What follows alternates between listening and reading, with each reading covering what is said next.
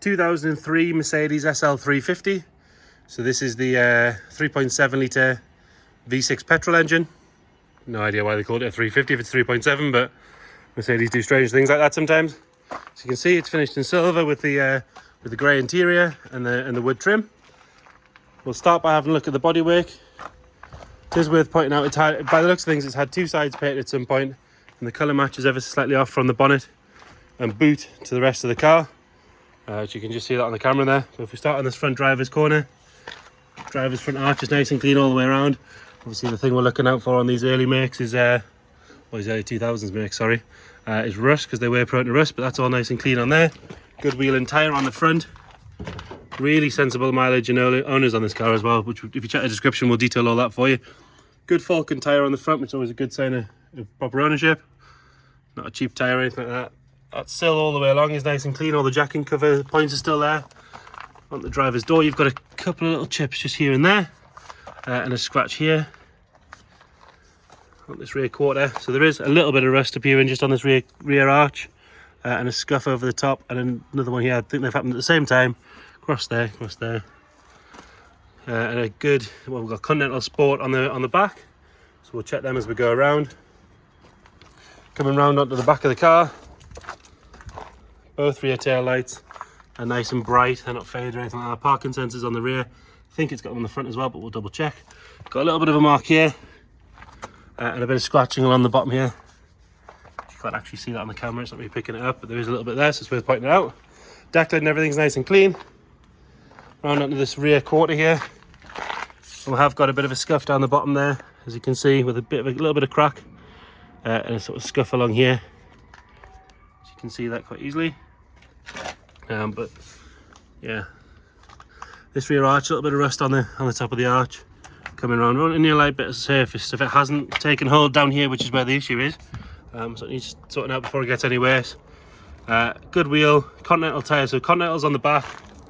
And what have we got on this one? Falcon. So Continental matching tyres on the back, Falcon matching tyres on the front.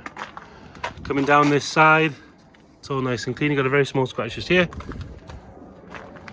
Again, the sill is nice and tidy. Jacking point covers and everything is still there. This front arch, that's nice and straight all the way around. That's another good wheel, matching tyres on the front. Amazingly, the headlights don't need polish. That's normally the first thing they need on these early makes, but that's good. Got a little bit of a scuff just on the rub strip there. Other than that, nice and tidy. Nothing in the way of really stone chips or anything, but for the mileage, it's kind of what you'd expect. You'd expect it to be free of things like that. Onto the interior. It has the grey to go with the silver. But it does have the wood pack, which is nice. And there's obviously two tones, so light and dark grey. You've got your electric memory heated seats, boot opener, and then they do have these nice storage bins in the side, which I always think are really cool. Driver's seat, we've got a bit of wear on the bolster here, but other than that, nice and tidy. Looks almost dirty on the camera, but I think that's more the light than anything else, to be fair. Obviously they've got this electric tilt forward thing, which you just press and hold the button, or press it once, sorry, it'll tilt forward to get out of your way. So you can get into the rear here, obviously two seats, but we've got all these storage compartments on both sides. There should be a 6 CD in there, yeah, 6 CD with the magazine still in it. And you do have these load restraints here, which you pull down to plug in there should you want to store something in there, although the boot is a pretty good size. Hit that to send it back. Steering wheel has a little bit of wear on it, as you can see. Mileage wise, we're on, just thinking about it, let's have a look, 54,487 miles. Obviously you've got the wood pack in there. Automatic, it's got the larger media unit with a nav and everything. Air conditioning. We'll have a look in the boot just to show you how the roof stows away if you didn't know. So obviously metal folding roof. This one does have the panoramic on, which for me is a winner. But you can lift it like this with the button, move the separator out of the way, and you can get your access to the boot in there. We've just taken the mats out when we've hoovered the car, and you've got the warning triangle and the access to a trickle charger. Under here you've got your toolkit, your actuators for your roof, and your battery, all nice and tidy under there. And then just to put it back down, you pull this boot separator back down, hit the button, it puts the roof back, and then shut the boot. Now you don't have to do any of that if the roof's up, obviously. And it does also have what I've noticed is soft close, so Yeah, soft close boot as well. It's quite an unusual option. You don't often see that on these. Nice clean door card there on the passenger side. Passenger seat is nice and tidy all the way down. No real sign of any wear. So you've got your button to send it forward there. Carpet set and everything's nice and clean. We'll cancel that. Again, heated electric memory seats on the passenger seat. All nice and clean on this roll, part of the glove box, which normally gets sort of damaged, but that's good. Leather on the dash top is nice. All the leather around here is good. Could do with a bit of a clean. People always miss that because obviously the roof's normally up when you wash the car. We'll have a look under the engine bay, then we'll start it up and put the roof up at the same time.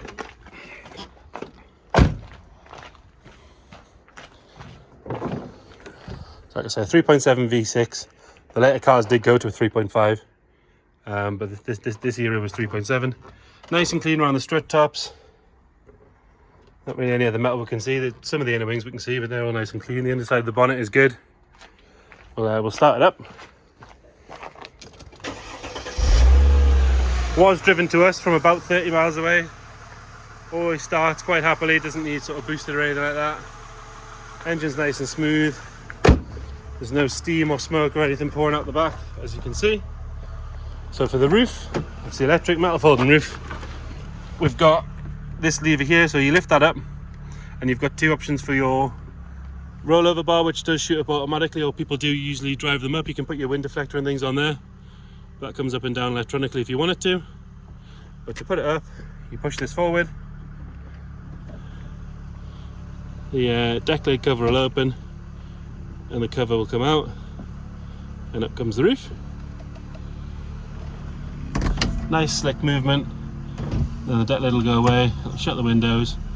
This one having the panoramic roof, obviously it feels nice with the roof up, but we also have this blind as well, should you want to use that, but you can choose how far back you want it to go. If we have a look at the roof from the top, obviously you've got this black glass piece which looks really good, I think. Takes some of the silver off the car as well, but it was quite an expensive option back in the day, so you don't see a lot of them with it. You see a lot of the AMGs, which obviously were 100 grand. It does add to the car. So there you have it, 2003 SL350. If you've got any more questions, please get in touch.